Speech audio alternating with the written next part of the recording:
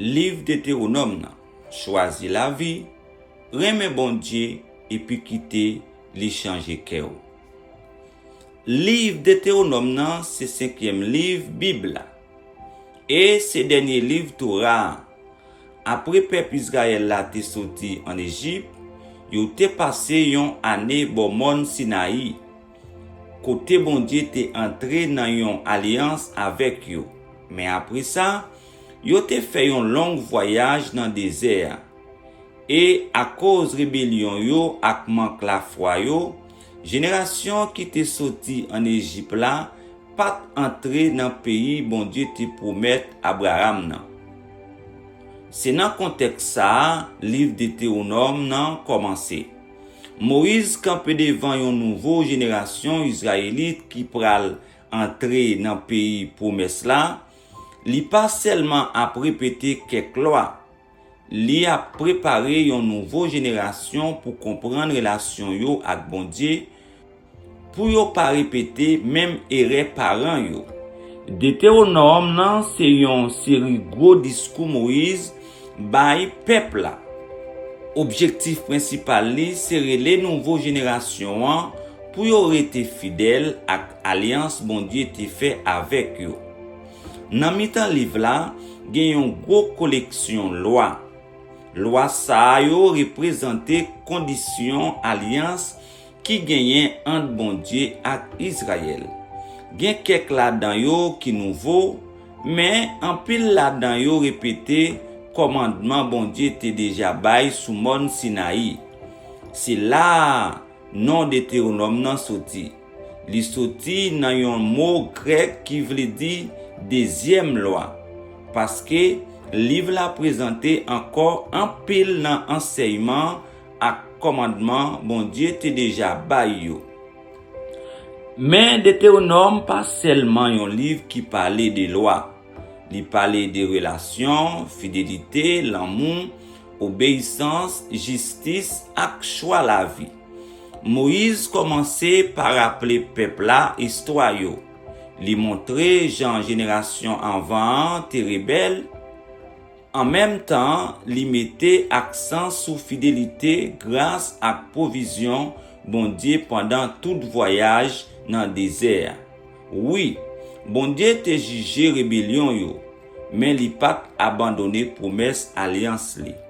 Après ça, Moïse commençait bay yon série message qui chargé ak émotion. Li mande nouveau génération pour yo pi fidèle passer parents yo teye. Li rappele yo 10 commandements yo et puis après ça li rive nan yon nan déclaration qui pi important dans tout livre là. Shema. Moïse dit: "Écoutez Israël, Seigneur c'est bon Dieu nous, c'est celle Seigneur. C'est pour nous remettre Seigneur, bon Dieu nous, ak tout cœur nous, ak tout nam nous, ak toute force nous." Mot écouter qui c'est schéma dans langue hébreu, pas vle dire seulement tendez ak oreilles. Li gen la dan l'idée pour répondre ak ça ou tendez, ça vle dire obéir. Même Jean tout, les Bible a parlé de remen bon Dieu, li pas seulement a parler de yon émotion. C'est une décision pour consacrer toute la vie ou bay bon Dieu. Volonté ou pensée ou sentiment ak tout cœur. Pour Israël, obéissance ça c'était un objectif qui dépassait tête yo.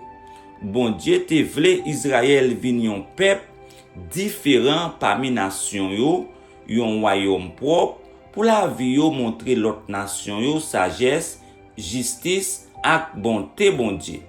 Mais schéma gen yon l'autre gros message. Bon Dieu c'est youn. Israël t'a pral entrer dans Canaan, yon pays côté en pile moun tap adoré idole ak divers dieux qui te associé ak soleil, mauvais temps, la guerre ak aspect dans création. Moïse te vle peuple la comprendre yon bagay. Adorer création au lieu de créateur ka détruit moun ak communauté yo. Mais Adorer bon Dieu, créateur ak rédempteur, mener dans la vie ak bénédiction. Après ça, Deutéronome présenté gros collection loi yo. Loi yo parler sous adoration bon Dieu, sous temple, sous l'idée yo, sous famille, mariage, business, système justice là ak façon pour prendre soin moun qui vulnérable yo tant que veuve, orphelin ak étranger. Ça montre une vérité importante. Pour bon Dieu, adoration pas séparée ak façon nous traiter l'autre monde. Ou pas qu'à prétendre ou remet bon Dieu pendant ou à mépriser moun bon Dieu créé yo. Loyauté exige tout pour l'idée yo rete en bas autorité bon Dieu. Roi prêtre ak l'autre chef yo pas gen droit considérer tête yo comme moun qui pi gros passer la loi. Ça te différent en pile ak l'autre nation yo, côté roi yo te considéré comme moun qui presque divin. Dans Israël, même l'idée yo te gen pour rendre bon Dieu compte. Les nous appelé loi Deutéronome aujourd'hui, nous devons songer yo te bay yon peuple spécifique dans yon époque ak yon culture qui différent ak en pile pa nous. C'est peut-être ça, nous devons chercher comprendre le principe qui derrière loi yo, qui sagesse, qui justice, qui valait bon Dieu t'a enseigné à travers loi ça. Les nous fait ça, nous kawè qui Jean bon Dieu t'a formé yon peuple pour vivre yon façon qui différent ak société qui t'est entouré yo. Finalement, Moïse rivé dans dernier gros appel là. Li mettait deux chemins devant peuple là. La vie ou soit la mort. Bénédiction ou soit malédiction. Et puis il dit yo, choisis la vie pour nous ka vivre. Nous-mêmes ak descendants nous yo, les nous aimer Seigneur, bon Dieu nous les nous coûter voili. Mais Moïse connaît peuple là pral rebelle encore. Li connaît yo pral virer do bay bon Dieu et puis yo pral fini en exil. Mais li pas fini avec désespoir. Li bay yon promesse extraordinaire. Yon jour bon Dieu pral circoncis yo pour yo capable remen li ak tout yo, ak tout nam yo et puis vivre. Ça veut dire problème qui pi font pas seulement dans loi yo. Problème nan te nan ke moun. Depuis jardin d'Éden là, l'humanité te vle définir ça qui bien ak ça qui mal sans bon Dieu. Ke moun te vin di rebelle et puis indépendant. Mais bon Dieu te gen yon plan pour faire plus passer changer comportement moun. Li te vle changer ke yo. C'est promesse ça pour faire Jérémie ak Ézéchiel pral apprendre plus tard les yo parler de yon nouveau cœur. Et puis les Deutéronome fini, Torah arrivé dans fin li. Moïse bay yon dernier avertissement, yon bénédiction et puis li monter sous monde là côté li mouri. Mais gros question Bible a te posé yo toujours sans réponse. Qui est bon Dieu pral craser pouvoir méchanceté? Qui Jean li pral béni toute nation yo à travers famille Abraham nan?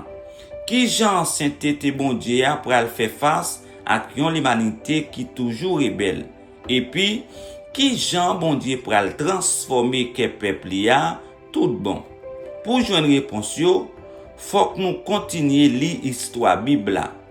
Mais message Deutéronome nan rete clair. Koute bon Dieu, remen bon Dieu, obéis bon Dieu. Choisis la vie et puis tant de travail bon Dieu pour le faire dans quel monde.